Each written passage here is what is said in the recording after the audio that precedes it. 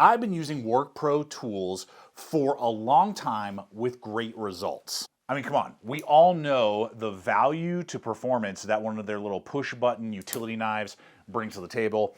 And with their recent release of their push button adjustment pliers, these things also work really well. So there's an excellent value to performance that usually goes along with the WORKPRO name. So when they released a plier-based multi-tool that runs between $20 and $25, I figured that's exactly what I was going to be getting. Value and capability. But there is one thing that every plier-based multi-tool needs to be able to do, and sadly, this tool does not cut it. Wow, guys, total fail.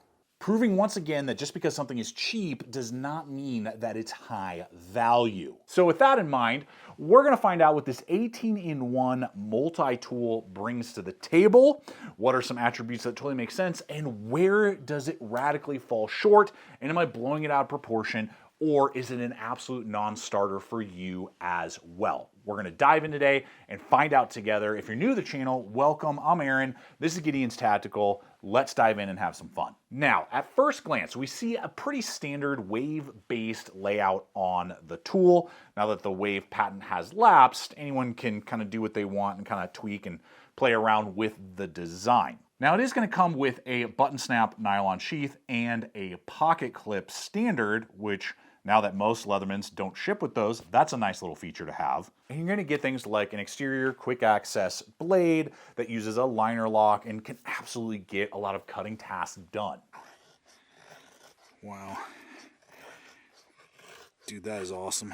You get that exterior folding saw that's great for small cuts when you're doing bushcraft or basic tasks in woodworking. And it does have a nice 90-degree spine that you could easily throw sparks if you were camping with this and wanted to start a fire, along with a 3-grit, 3-sided file, and a pretty common fully serrated blade, along with a pair of spring-loaded scissors that actually work really well and cut right through paracord during my testing. And it also has a few unique features I haven't seen before, like an interesting take on an overlapping Phillips head with the full size, and then you can tuck that away and a mini Phillip is integrated into that same layout. And they actually packed a lot into the safety cutter that can not only strip wire, use it as a safety cutter to cut through cordage, but then can be used on large flatheads or be used as a pry tool. So far so good. I have zero complaints with any of the ways that those tools performed, and for 20, 25 bucks, depending on color combo,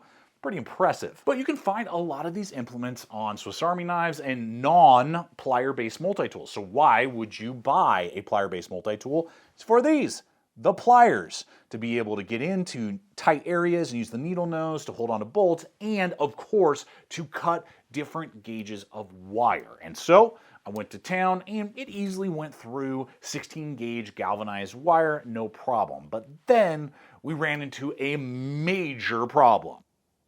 Okay, so we're going to do some 4-strand, 20 gauge galvanized 4-braided wire here. Let's get after it. Okay. Oh, what the? Okay. What is going on here? It's not, you guys see that? It's not reopening, it's jammed itself. Can I even get it? Okay. What the? Okay, that braided wire just freaking, oh. You guys see that? It totally offset the head. I can't get that open.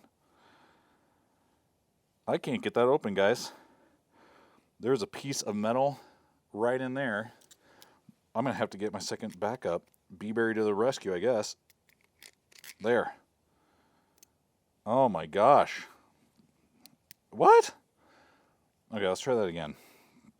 I'm going to go, that was way in the back. We got to try this a couple more times. I mean, it's basically a non-starter if that keeps happening. Which it's totally happening. Look at that. Look at that. What in the world, dude? What in the world? I can't open this without a secondary tool. Can I use wood? If I don't have a secondary tool, guys, that thing is wedged. I have to go like that to even get it to open. That is ridiculous. That is not good. That is basically a fail. Let's just see. Okay, this is like $5 to $10 more for my B-Berry Wave Clone. Let's see, or whatever we're gonna call it. 1, 2, all day. 3, dude. Game over. Game the frick over. Sorry, WORKPRO. Those pliers suck.